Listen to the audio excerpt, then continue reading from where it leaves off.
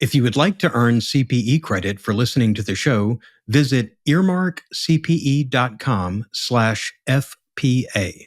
Download the app, take a short quiz, and get your CPE certificate. Finally, if you enjoy listening to FP&A today, please go to your podcast platform of choice, click the subscribe button, and leave a rating and review of the show. And now, on to the show. From Data Rails, this is FP&A Today. Welcome to FP&A Today. I'm your host, Glenn Hopper. Today, we have the pleasure of speaking with Laura Bloom, a seasoned finance leader with more than a decade of finance and accounting experience in high-growth, pre-IPO, and Fortune 500 companies. Laura is the founder of Impact FP&A and currently serves as Senior Finance Manager at Icertis, where she focuses on go-to-market finance, revenue forecasting, and sales pipeline evaluation. Throughout her career, Laura has emphasized the importance of clean, accessible data and the critical role of automation in finance. She is passionate about leveraging AI to transform finance functions and is an advocate for continuous learning and upskilling in the evolving landscape of finance and technology. Laura, welcome to the show. Thank you so much, Glenn. I'm very excited to be here. Yeah. I know we tried a couple times here with a couple technical difficulties. So, but very excited to dive in today. And also, in our previous attempts, we got to know each other better, so that was always good. That's true. I love a good conversation. Yeah. Well, then you've come to the perfect place then. So I guess we've talked a lot. I know this, but for our audience. Walk me through your career journey and kind of what initially drew you to finance and how you ended up where you are today. Yeah, absolutely. As I mentioned to you previously, I don't know that I would say I've had a career journey so much as I've had a career switchback.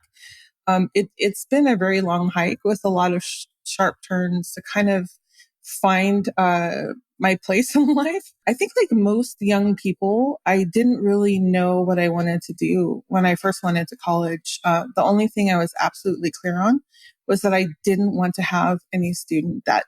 And so I did go to a local university, and it took me a very long 8 years.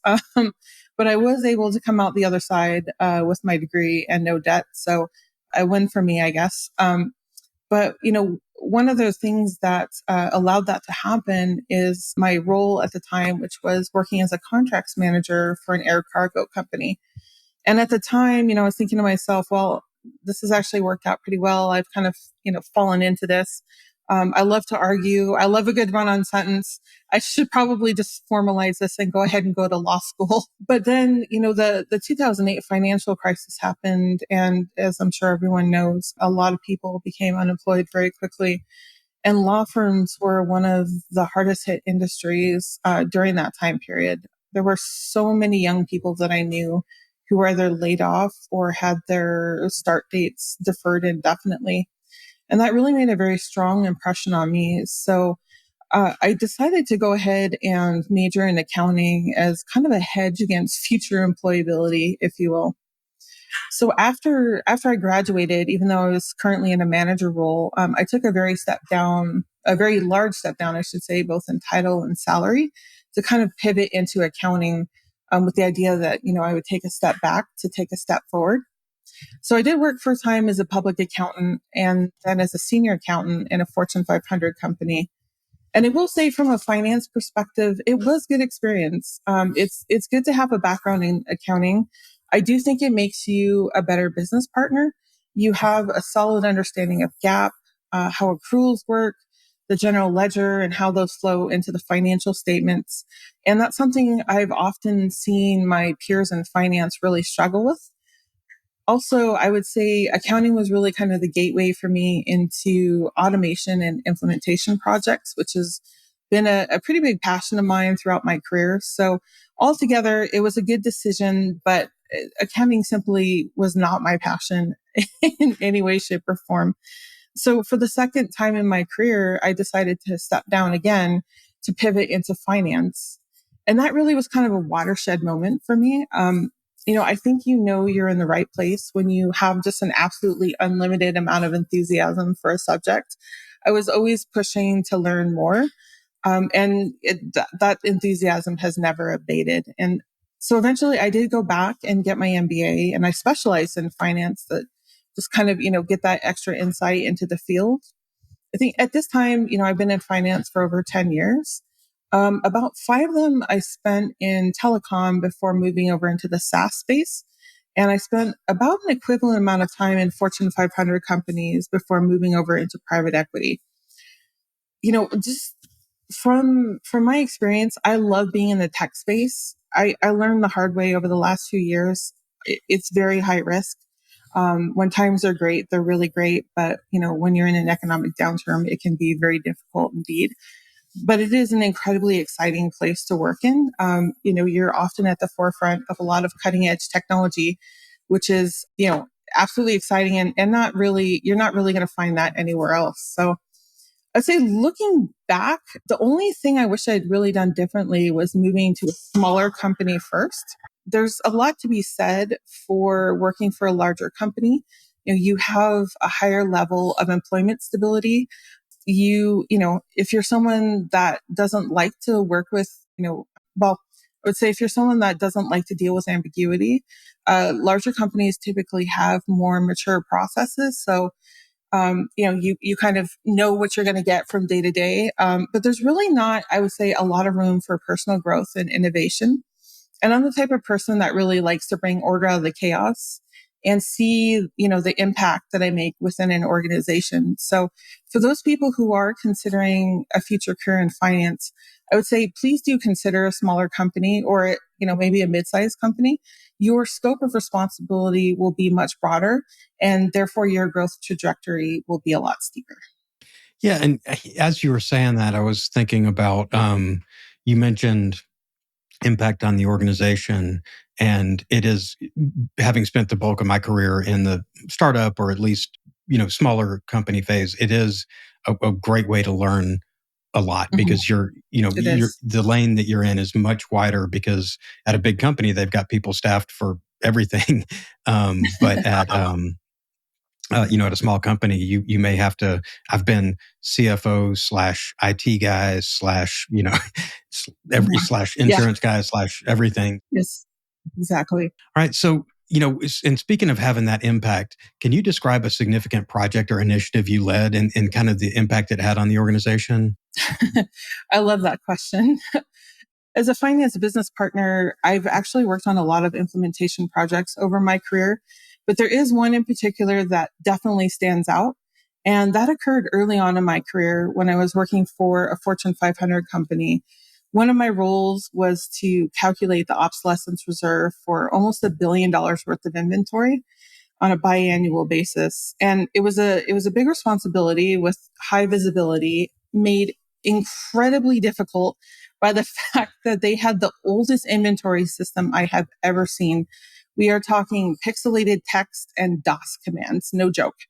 The whole process from start to finish was about 6 months in length. And one of the major reasons why is because there was literally no way to export the data from the inventory system into Excel. So I would, the first time I did it, I had to print out hundreds of pages of paper and flip through each and every one, find a given piece of inventory, look for the ending inventory, look for the average cost, and then manually type that into a spreadsheet. It was horrendous. And then added to that, the assumptions in the model were several years old. Because of the complexity of the database, various metrics in that model, like product life cycle and average scrap value, all had to be calculated by a consulting firm. And the company didn't have the money to bring them in year over year over year. So quite a few challenges. There was definitely a lack of transparency in the process and definitely a lack of trust in the output. And after the first time I went through that process, I went to our VP of finance for the Americas and I was like, look, this is insane. Why are we doing it this way? And, her response was, look, we don't have the budget to replace this inventory system. But, if you'd like to lead a project to figure out how we can make this more efficient, that would be fantastic. So I was like, okay. So I took my hundreds of pieces of paper and I went to our product management department. I was like, there's a lot of numbers on here, help me dial in on what these mean and which are important to this process. And then once, we kind of redacted all of that data down to something more manageable, I took that to our business intelligence team and said, look, we really need to find a way to automate this process. Let's work together and do this. And I wasn't sure if we could accomplish it, but fortunately, there was already kind of a back end built out so that the data could be taken from the inventory system and exported into Oracle for the financial statement. So it wasn't as simple as just pivoting on that. We had to build and go through a lot of iterations on the report to make sure that everything was calculating as intended. But the effort was definitely worth it. Once we had that report in production, we were able to build a new model and update all of those assumptions. And that process went from 6 months to about 60 days. And also, after I was able to really spend time in the data and not just be a data jockey, I realized we were massively over reserved. So after I presented those results to our senior leadership and then also, vetted it through our public accountants, we were able ultimately to release about $5 million back to the balance sheet, which even for a Fortune 500 company is a very large amount of money. So, I would say digital transformation stories like that are not particularly common, but I really like trotting out this example because it truly underscores what can happen when companies just accept the status quo and don't seek better ways of doing business. I'm a strong believer that businesses need champions of change in order to thrive. And I feel that no department is better poised to do that than finance and helping the company make innovation a priority.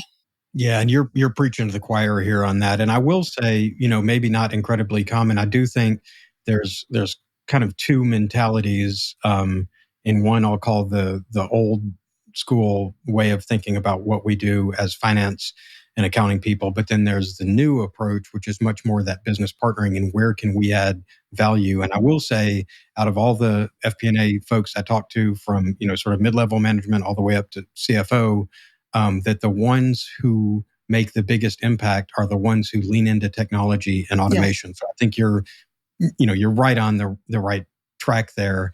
And in all of our talking before the show, you and I share a passion for automation and data and analytics. And I know kind of what I'm seeing, but I I suspect you're saying very similar similar things and seeing where we're finding success. But with that kind of mentality, how are you leveraging data and analytics to drive decision making, business strategy, and to do that in a way that we're showing, that we're expanding our value from FP&A to the rest of the company?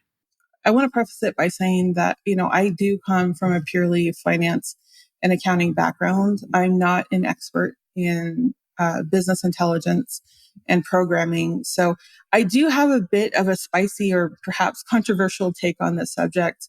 When I look out across the business landscape, and I see this all the time, companies are absolutely drowning in data and the volume is increasing exponentially. I think it's not surprising because a lot of products, right, are marketed towards data mining and visualization.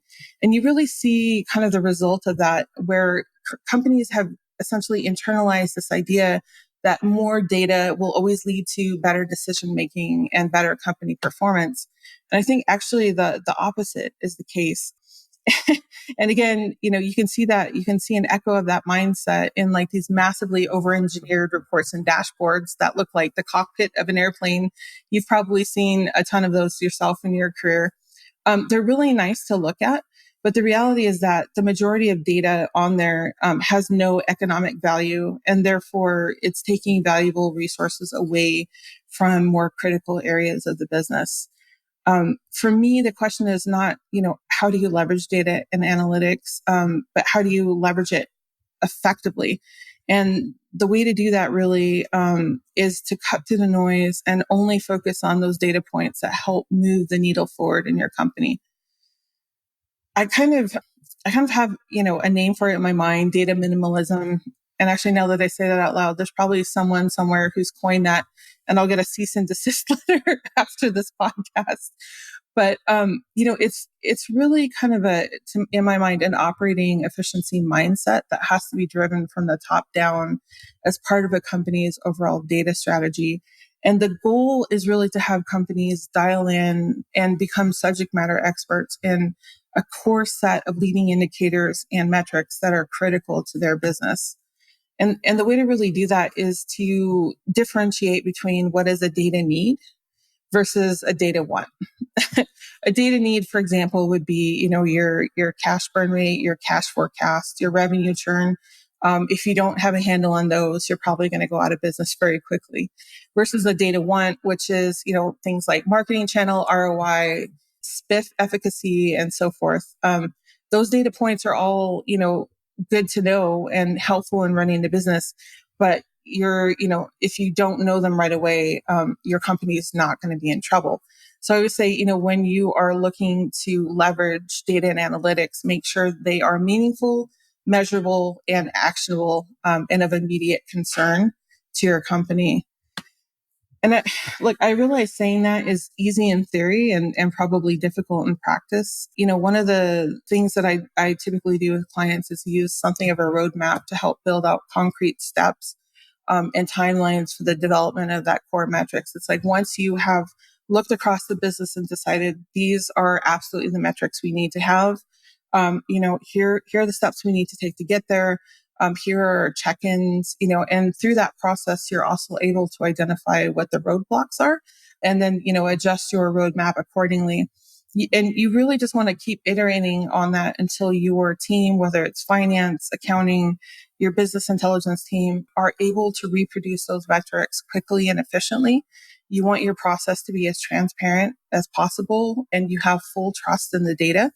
And then and only then, once you have that ready with your core metrics, can you start double clicking down into that data. And I think probably the last thing I would say on that is, I think it's important for people to remember that the data needs of the business are not static. They're dynamic and they do change over time. So I always recommend that people establish quarterly or at least biannual report reviews to have just kind of informal discussion about what reports and metrics are being tracked and whether they're still relevant and necessary to the business. I think a lot of businesses suffer from data bloat because leaders especially have a really hard time of letting go of, kind of like their passion projects or their passion metrics. But they have to learn to let what's not relevant go. Otherwise, you're just holding your team back from, focusing on what's going to move the business forward. It's funny as you say that. I understand, the point about what data you're tracking and measuring, but as a data guy, so I look at data in a couple of ways. Sort of, there's the raw data. This could be structured, unstructured. It could be the Twitter fire hose. It could be Internet of Things data. It's all this digital information or digital noise that's out there. But as a data guy, I'm thinking, collect that. I don't know what I'm going to do with it. Collect it. But the difference is, I'll say, is the difference between data and information. If it's just harnessing, just grabbing the data and putting it somewhere and then figuring out if there's a use for it later, that's one thing. But if it's actually requiring resources to transform the data in some way, and the worst case is if you have a human who actually is having to do something with, put together a report that nobody's using, get rid of that. But so to your point on define the key metrics you're going to track, and then track those, and don't have a dashboard that has a billion charts and graphs that you don't even, it's like driving down the interstate and you see all the billboards, you don't know, you just start tuning them all out because it's too much information. So you have the few key metrics, but then I know the data nerd behind me is like, but go ahead and collect that other stuff if we might need. Well, the collection is one thing. I'm really talking about targeted use. To your point, companies suffer from an embarrassment of riches in terms of data, and it can be a huge distraction from what's critical to the business. And so I'm not arguing against collecting the data or digging in to other areas, but what I am saying is that when you almost everyone, I'm sure, that's ever been on your podcast, or really anyone who's ever worked in an organization, has had one or several reports that they've had to generate, right, that nobody looks at. but they're doing it just because, the leadership or maybe a manager somewhere still wants it to be done. And, as I said, you're really pulling resources away from other areas that need greater attention. So I'm a very strong advocate for that data minimalism in terms of have all the data you want, but make sure that you are laser focused first on, what is moving your business forward. And then, once you have that process established and people aren't, juggling across 6 different systems to cobble, a report together, then you can start double clicking it. FP&A Today is brought to you by DataRails, the world's #1 FP&A solution. DataRails is the artificial intelligence-powered financial planning and analysis platform built for Excel users. That's right, you can stay in Excel. But instead of facing hell for every budget, month-end close, or forecast, you can enjoy a paradise of data consolidation, advanced visualization, reporting, and AI capabilities. Plus, game-changing insights giving you instant answers and your story created in seconds. Find out why more than 1,000 finance teams use DataRails to uncover their company's real story. Don't replace Excel, embrace Excel. Learn more at datarails.com.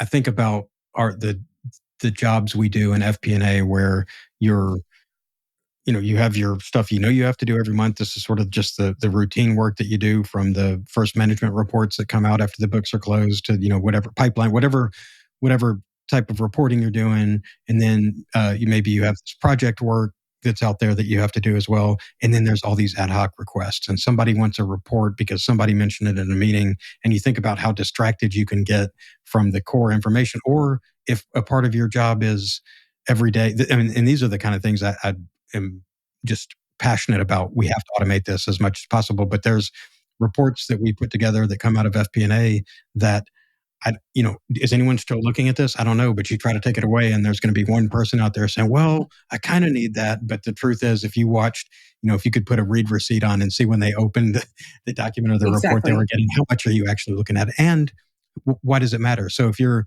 and since we don't have unlimited resources, how about we track the things that actually are levers that we can do something that impact something else, rather than just giving information for the sake of information. That's not very helpful. Precisely. And, technically speaking, the business intelligence and data teams are supposed to be the gatekeepers of the data. They're the ones that are supposed to make sure that the data sets are clean and ready for use across the organization. But and please, no no shade here. But I think one of the problems with that is that while a lot of times data teams have exceptional technical expertise, they often lack the business acumen to ask the right questions or really to identify red flags in the data. And also, I don't think I've ever seen any data team that hasn't been absolutely overwhelmed with work. So it's really hard to get time to be, an effective business partner with them. So, when you see the net result of that, what happens is that FP&A oftentimes becomes the source of truth. I think I read somewhere, and I believe this wholeheartedly, that 75% of FP&A's role today is data collection, and if you think about it, finance sits at the nexus point of so many different departments. And so you're pulling information in from all these places, cleaning it up, transforming it. You have all these recurring reports for month end, quarter end, year end that need to get out on top of all the ad hoc reporting requests. So when you put all that together, it's really hard, I think, for modern finance teams to pause and be thoughtful about the data that they are floating out into the organization. How does this help the company move forward? What are the strategic implications to the business? There are a lot of amazing analytical tools these days, Cube, Mosaic, Planful, DataRails, to help kind of move that process forward. And while I do think that lifts up the potential of FP&A to be more of a strategic partner, I do think oftentimes finance teams these days lack the time and ability to bring that vision to fruition. Yeah, and that's actually, and we can talk about AI and machine learning and generative AI in particular in a minute. But as you mentioned, the tools, and the whole idea with these tools is to make it easier for us to convert this data into information and into metrics that matter. What's been your experience with using these tools and BI tools, technologies, and all that? Are there aspects that you like? Something you wish you could see out there that you haven't? I mean, what level? Frank, everybody, we always default back to Excel, but beyond that, like what kind of tools and technologies do you like out there? I love getting in those arguments on LinkedIn where people are like, Excel is out the door. Business intelligence people hate Excel. And I'm like, here we are, 30, 40 years on. I'm like, you're going to have to try harder if you want to get it out the door.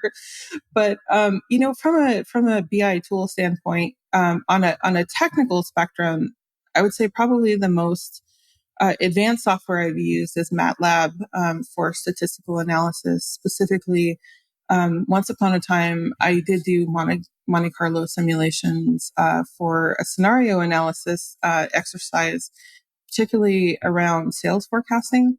And I think everyone knows, when you're doing forecasting, a lot of the scenarios, like your high, medium, and low, are specifically chosen by leadership, with a particular end in mind. And so I like Monte Carlo simulations in the forecasting framework because it gives you a wider range of possible outcomes.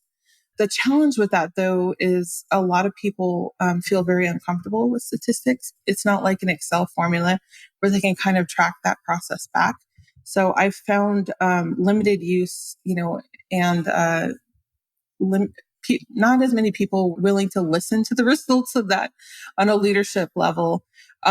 However, I will say from a BI standpoint, the tool I have had the most success with and I've used the most is Tableau. And I absolutely love Tableau. And that is not at all biased by the fact that I used to work for Tableau when they were owned by Salesforce. Tableau is a fantastic data visualization tool. It is great for storytelling. And I do think it's also a great tool for handling large data sets. Personally, I've had great experience using it to dig into commissions. For example, at one point in time, I pulled different data sets together from Salesforce Workbench and a commission system called ICOMP.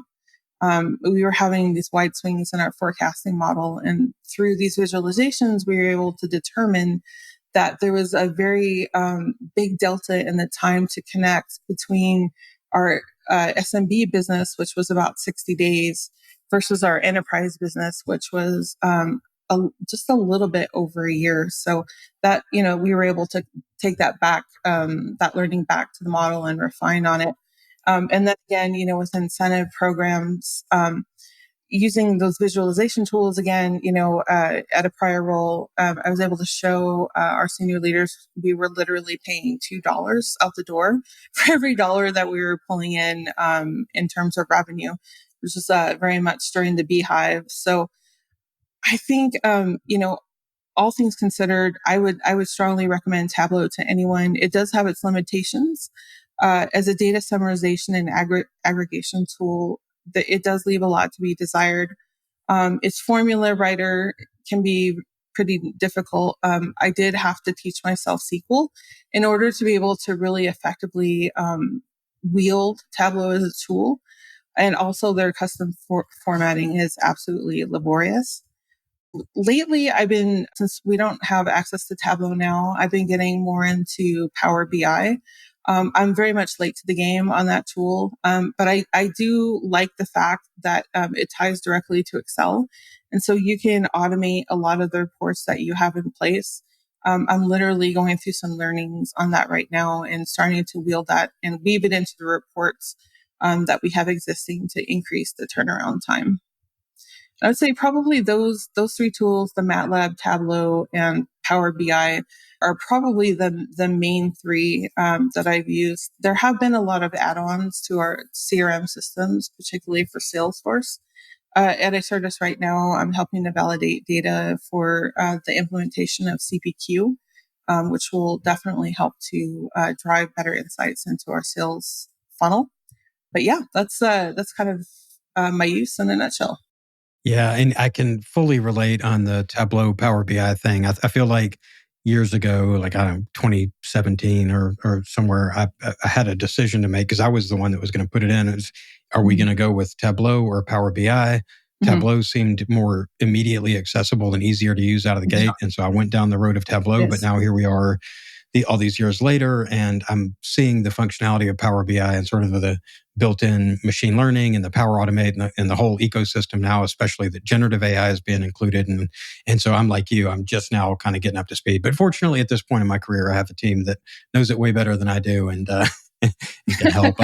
And and the other thing that got me that you were talking about was Monte Carlo simulations, because I love Monte Carlo simulations. It was actually when I took CS50 years ago, that was my final project for the class, was building a Monte Carlo simulation for financial forecasting. And so I love that, and I'm doing it in generative AI now, and it's up until GPT 4.0, I wasn't able to get it. There just wasn't enough context window, not enough processing power and understanding with these models to do it. But now I do. I actually ran one this morning. So love Monte Carlo simulations. I'm right there with you. But that's actually probably a great transition into, because I'm very, I don't know, tech forward, whatever. I'm an evangelist for AI and what it can do in finance, and not just generative AI, but just using, machine learning and all that. But I know you and I have talked about this a lot. And what are you seeing? What are your thoughts on integrating AI and machine learning into finance? And how do you see that transforming the industry in the coming years?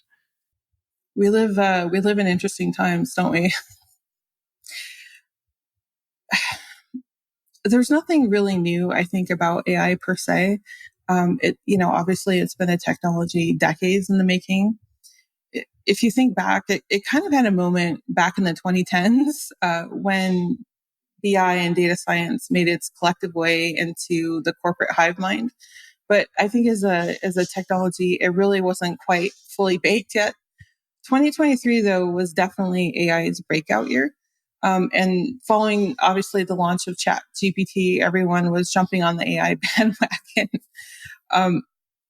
I will say it has been awe-inspiring and humbling to see the velocity of innovations in machine learning. Hardly a week goes by where I'm not reading about some new business use case. And there's also a lot of very interesting academic ones as well. I think it was back in June, I was reading an article about researchers at MIT who were using machine learning to spot patterns in whale vocalizations. And they were able to uncover a phonetic alphabet amongst blue whales, which is frankly mind-blowing. Who knew? But I'm listening now, I think about these things just across the spectrum of business and academia. And I, contrast it against a lot of the noise I'm hearing lately about how AI is overhyped and we're in a bubble. I'm always seeing people make a reference between the AI hype of today versus the 90s .com bubble. And I do think it's worth pausing to think about that correlation for a minute, because if you're thinking of AI on a short-term basis, as far as, just getting a quick return on investment, people are probably correct. Wall Street's probably correct. You're not going to recoup your investment very quickly. However, I think you and I have talked about this before. As a Zennial, I am just old enough to remember the world before the internet and the world after the internet. And they are two vastly different places. And at first it was kind of just like a hobbyist idea, the internet, these terrible web pages. But very quickly there came this inflection point where there was sudden widespread adoption of the internet. And think about all the social change that it's brought. I mean, how it's toppled, old venerable institutions. It's created entirely new industries. It's really democratized business if you think about it through the rise of e-commerce and the globalization of both product and labor markets. I truly believe with all my heart that we are on the cusp of another massive technological and economic shift. And I remember way back about a decade ago, I was reading an article by Mark Anderson, and he was basically predicting that software was going to eat the world. And he was right. And I think AI is going to be the new software in terms of its reach and impact on industry. I don't think there'll be a job or an industry that won't be impacted by AI in some way. I do think it's worth remembering, we are in the early days of the technology. So, it's really hard to predict how AI will ultimately be integrated into finance. Right now, you see the best use cases in investment firms, insurance firms, banking, and so forth, really more the fintech area. Over the short term, I do think AI will be utilized for more localized applications, to automate recurring reports, to kind of uncover trends, to make better investment decisions. What new markets do we want to jump into? What new products do we want to launch? And then, of course, to improve forecasting. There's a lot of data that I think companies would like to pull into a forecast, but really can't due to cost benefit, customer data, competitor intelligence, economic trends, and so forth. So definitely, I think over time, certainly over the next 5 to 10 years, we will see the role of finance evolve. I do see finance pivoting more to a review role in terms of, looking for hallucinations, making sure you don't want to delegate, your entire set of financial statements to an AI model without having someone look it over and make sure that it's accurate and complete. But then from there too, obviously there's going to be people required within finance to execute on strategic operating plans. There'll always be a need, I think, for ad hoc reporting. And, there might even be a potential too for people in finance to develop the skill for prompt creation or even LLM training. So that's over the short term. And then over the longer term, you and I, and this is me preaching to the choir, with AGI, I think is right around the corner. There's been a lot of talk about, of course, OpenAI and Project Strawberry. We'll see what comes out of that. But then, there's a development now of AI agents, which are these automated systems that, in theory, at least at some point in the future, will be able to conduct most of the processes of an organization. And that's really mind blowing to think about. So if and when that does come to reality, I do think there will be a contraction in the market. And there probably will be some significant economic disruption. But I'm very optimistic that, similar to the rise of the internet, there will also be new opportunities within AI for people to take advantage of. I agree. And, it's funny. Once I open this door, I'm like, I could spend the rest of the show talking about it, but I think the producers are going to beat me up because I end up kind of being a one-trick pony on this. So I do want to cover some That's other okay. aspects of what we do, but all great and salient points. And I think you pretty much reflect the concern that I sort of hear around finance and accounting, on all the groups I talk to and everything. And it's, I don't know, we are very much for generative AI. We're very much in the nascent stages. I liken it to, I'm old enough to remember AOL and Prodigy when you would actually have dial-up internet at your 56 kilobytes a Yes. second, and you'd have to listen to the modem screech while it was connecting and all that. But if that's where we are with this technology right now, imagine where we'll be, in the time from 1995 or whatever that was. So the next 30 years, what they're going to look like. I mean, Yeah. it's going to be, like you said, with the internet, completely different. It is the journey from dial-up to, these incredibly smart computers that you can wear on your wrist or carry around in your pocket has been insanely swift. So I think, that ability to, to share data quickly is really one of the major reasons why we're able to see, that higher velocity of innovation within AI. And I'm really excited to see where it goes. Everyone talks about the power needs and so forth, and they're going to have to create these big data centers and blah, blah, blah, blah, blah. It's like, well, once upon a time, you needed a whole building just for one computer. And now you can put it in your pocket. So I always say, like, let's pause on the poo-pooing of AI and just kind of think about, what the future looks like and how far we've really come in the last several decades.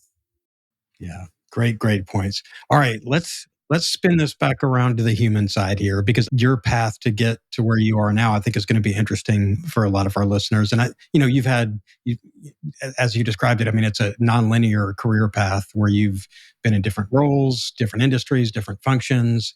And, I think if someone is listening to this show, or maybe they're in accounting and they're thinking about going to FP&A, or they're thinking about these transitions, I mean, what advice would you have for professionals who are looking to make kind of the similar transitions, and how they could leverage their diverse experiences in order to be successful in finance? I think the most important piece of advice that I would have is to be flexible. A lot of young people that I talk to get discouraged very easily because they don't land the role of their dreams right away. As I mentioned, I started in contracts management. And even though, I kind of skipped over a lot of history there, it took me a very long time to find a public accounting firm that would hire me, simply by virtue of the fact that, it did take me 8 years to pay my way through college. I was therefore far older and far more experienced than their typical demographic. And so, it was just a matter of knocking on different doors until a no turned into a yes. And I think, as I coach younger people now, I always tell them, if it's a no here, it could be a yes somewhere else. So whether it's through public accounting, or it's, through an AP role or a payroll role, or, any number of things, you know, keep an open mind about what role you take, and then learn to craft your story. So, for example, with contracts management, you wouldn't think that would translate over into finance and accounting. However, as part of that role, I was working with sales to build the sales bids for new business. So that was, very obviously finance related. And then also working very closely with accounting to give them the revenue expectations for commercial contracts, and then the OPEX expenses for all of our commercial properties. And so, you find kind of like these little bits and pieces that really kind of fit into the role that you want to move into, and you build your story around those. I do realize that this is a tough market to be making that sort of pivot in. So, another piece of advice that I always give people is to think like a creative and build a portfolio. Um, you know, People who are in artistic or marketing roles are often expected to come to interviews with examples of work that they've done in the past. And obviously, for proprietary reasons, you can't show what you've done at other companies. And if you don't have any experience, obviously you can't do that in any event. But what you can do is find business case studies online, and you can build models. And then when you're in these interviews, you can say, you can tell them your story, and then you can say, look, I've built up this portfolio of models, of financial models, maybe a 3-statement model, or a revenue model, or even just a basic OPEX forecasting model.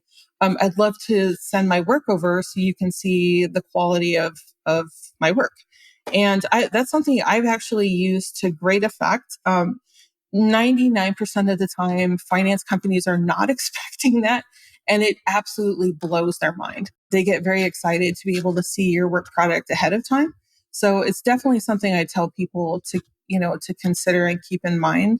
And then Yeah, also, and that's oh, go ahead. Sorry. well, no, I was going to say that's, like you said, creatives do it, and programmers do it. You have your GitHub site. It's like, here's stuff I've built. And when you go for a finance interview and you're talking about models you've built, it's very different. It's almost like qualitative versus quantitative. I can tell you about it, but what if I could actually show you what I did? So that's a great point. And I want to hit on a couple more things before we run out of time here. And one of them is, as you talk about making these pivots and everything, like, in order to build the models, you have to have this foundational skill set. And I'm thinking about what you're saying and what you think today, kind of what these critical skills are. Let me make this a 2-part question. What you think these critical skills are that are needed today in FP&A, and what people can kind of do to develop these skills. But going back to our earlier conversation, do those skills change as AI becomes more pervasive in our profession? Great questions. I think the answer to your first question might surprise some younger people, not so much more experienced FP&A professionals. The most important skills that you need in FP&A are not, in fact, technical skills. They are, in fact, soft skills. The first one I would say is communication. It doesn't matter if you have an Ivy League school degree and you can speak 10 languages. If you cannot communicate the results of your analysis in a clear and concise manner, you're not going to get a seat at the table. And I think this is something that people in accounting and finance really and truly struggle with. We have a lot of cognitive bias. We think that everyone has the same level of knowledge and understanding as we do. And we also have a tremendous amount of enthusiasm for the data. So we want to give everyone the gory details of the analysis. But that's really not what most people are looking for, particularly at the senior level. They want the high level details. So I would say, good, effective communication, particularly up the ladder, is not an inherent skill for most people. Just taking from my own learnings, you'll always want to come prepared. Make sure you spend time, reviewing the work that you've done and be prepared to speak to it at a higher level. Don't wing it. This is something I learned from a manager very early on in my career. If you don't know the answer, don't try and BS your way through it. Just tell them that you will look into that particular question after the meeting and they'll get back to you. That helps establish credibility. If it's something you're really struggling with, hire a coach, go to Toastmasters, form a practice group, even find a mentor or a manager that you can practice with. And then one last tool I have found to be very effective for myself is called the ladder of abstraction. I'm sure computer science majors will know exactly what I'm talking about, but it's essentially a way of thinking about information from going from a very detailed level to a more broader conceptual level. And I highly recommend people look into that. And then in addition to communication, I think people really need to spend time with, I think, what most people call critical thinking skills or problem solving. Again, as you move up the corporate ladder, you are expected not just to produce the data, but then to assess those scenarios, weigh the pros and cons, and then make defensible decisions. And I think a lot of success around that comes from learning to ask questions. A lot of people are afraid to speak up. Learning to ask questions, learning to ask the right questions, and also learning to take a step back and look at the bigger picture. Consider what the upstream and downstream impacts of the data is that you have in hand and how it's going to impact the company as a whole. The ladder of abstraction I just mentioned is also a problem solving tool. And you can also use, McKinsey has a great problem solving framework. So if it's something, that you feel like this is not a strong skill set, you can use some of these structured formats to kind of break problems down and say, okay, this is the analysis that I came up with. Now, how do I create my recommendations from that? So I would say that's the first part of your question. And then to the second part of your question, that's really the $1 million question, isn't it? Everyone is talking about upskilling and reskilling. But again, because we are, as you said, in the nascent stage of this technology, it's very difficult to know, I think, what other technical skills will be required. Certainly communication and problem solving skills will always be in vogue. And I know it's difficult for a lot of people to exist with a high level of ambiguity. Change is very stressful. And a lot of people right now, I think, are dealing with a great deal of existential anxiety about the coming of AI. And if I can be vulnerable for a moment, I am personally as apprehensive as I am excited about the technology.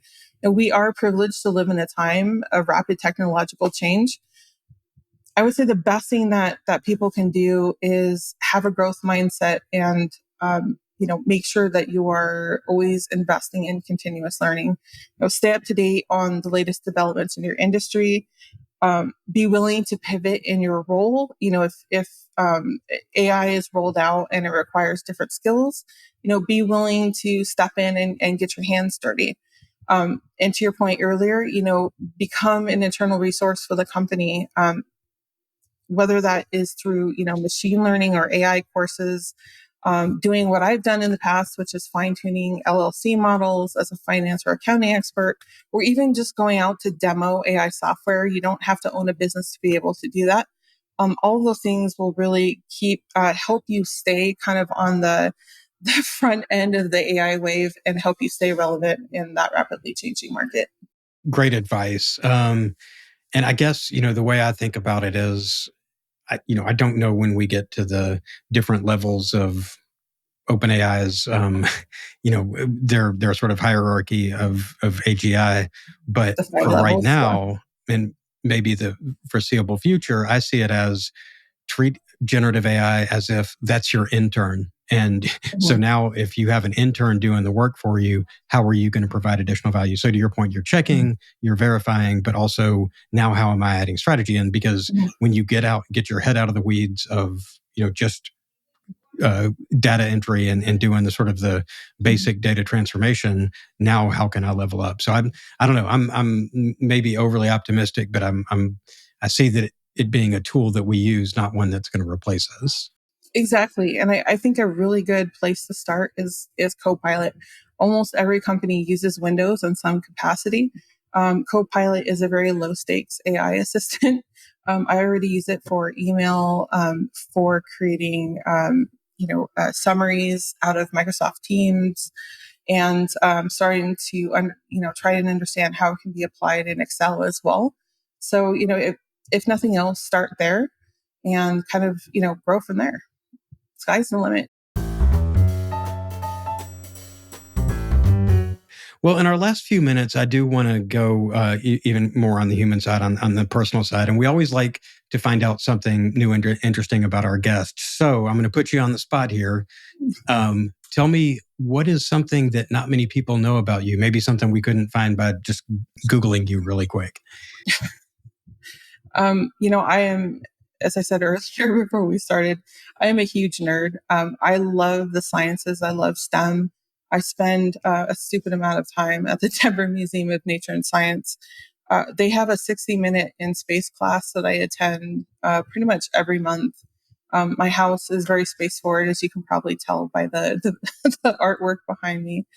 I'm also something of an amateur geologist. I have a pretty sizable gem and mineral collection. I've just kind of had a lifelong passion for rocks. But yeah, taken all together, I love the sciences, and I enjoy being able to learn about the universe that we live in. Whether it be the geological processes here on Earth, or space exploration, and all the exciting things that are going on over and above our heads. I can somehow picture like that all incorporating its way into your approach to modeling and digging in on numbers, sort of that scientific curiosity applying also to the numbers. So I could see that being an adjacent interest. So that's great. And another thing that we didn't even talk about, but I'm going to throw it out here. I know that you in recent years have been really dialed in on go-to-market finance. And I talked about it in your introduction, but we didn't talk about really the details of what you do in that area. So I guess, maybe a way to sort of make reference to that in our few minutes left. Tell me kind of what is I guess we'd say, what's your favorite go-to-market metric, like, or what appeals to you in that focus?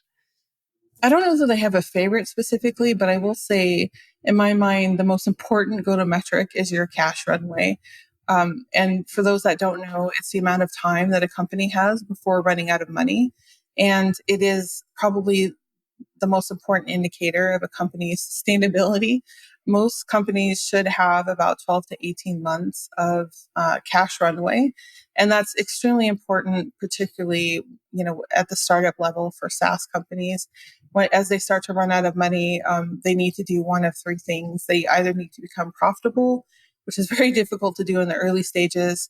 They need to get another cash infusion, or they have to lower their cash burn rate by decreasing OPEX, whether that's through a reduction in force, a pullback on sales and marketing spend, or even maybe a delay in AP. That's something that I've always worked very closely with clients on. And I would definitely say, that should always be front and center in any go-to-market discussion. So that was an easy one for you because that's where you've been working. I know we talked before the show, and I feel like you didn't want to answer this, but I'm gonna ask it anyway because we ask everyone. We got to know. We're collecting this information. Um, but it's data that we don't know what we're doing with. So I don't know, but we do ask everyone. What is your favorite Excel function and why? The reason why I didn't want to answer that is because there are so many good candidates in Excel. So I will answer it by saying this. One of my biggest pet peeves is watching analysts painstakingly do a sum across a time series for months, quarters, years, whatever the case may be. So I always like to introduce people to the combination of sum filter, so that they can create this dynamic formula that will just do that work for them, and then you don't run into an opportunity for errors. And then I would say, just if we're talking on a pure volume standpoint, the function that I use the most, probably, I don't know, half 100 times a day is XLOOKUP. I love XLOOKUP. I started out with VLOOKUP and HLOOKUP way back in the day, and XLOOKUP just came to shake everything up. So, yeah, I think those two together are very important parts of a dynamic model. See, great answer. You didn't want to answer it first, but you nailed some good ones, and some filters is a great one. I don't know, since I've been hosting the show, I haven't heard that one, but I definitely get that. And then XLOOKUP, everybody loves that. And if people are still using VLOOKUP, you want to be like, dude, let me show you a trick. I know, it's like we've advanced, but it's amazing. Even with Excel, people complain about it being a legacy tool, but it's evolving all the time. Yeah. And it's still, I mean, all of us, I love R, I love Python, I love all these other tools, but my Excel's like my comfort place. It's like we're going to start here and do it. Exactly. There's no better tool I can think of for ad hoc analysis. Obviously, you don't want to be doing your full planning and forecasting cycle in Excel. That gets very difficult very quickly. But for ad hoc analysis and just, smaller projects, I think it's absolutely unbeatable. Well, Laura, I really appreciate you coming on the show. I'm glad we, after some false starts, that we finally got to get it recorded. It's well worth the wait, and I thank you for all of your excellent insights and information that you provided. And I do, before you go though, I want to make sure we can let our listeners know, how can people connect with you and learn more about your work and communicate with you. I am always happy to make new connections on LinkedIn, so please do reach out and send me a connect request. I don't care what your title is, I will connect with you. And, for people who are interested in working with me or who would like me to demo a software project, please feel free to reach out to my email address directly. That's contact@impactfpna.com. And the website, impactfpna.com, is coming soon. Thanks again, Laura. Thank you, Glenn. It's been a great pleasure speaking with you.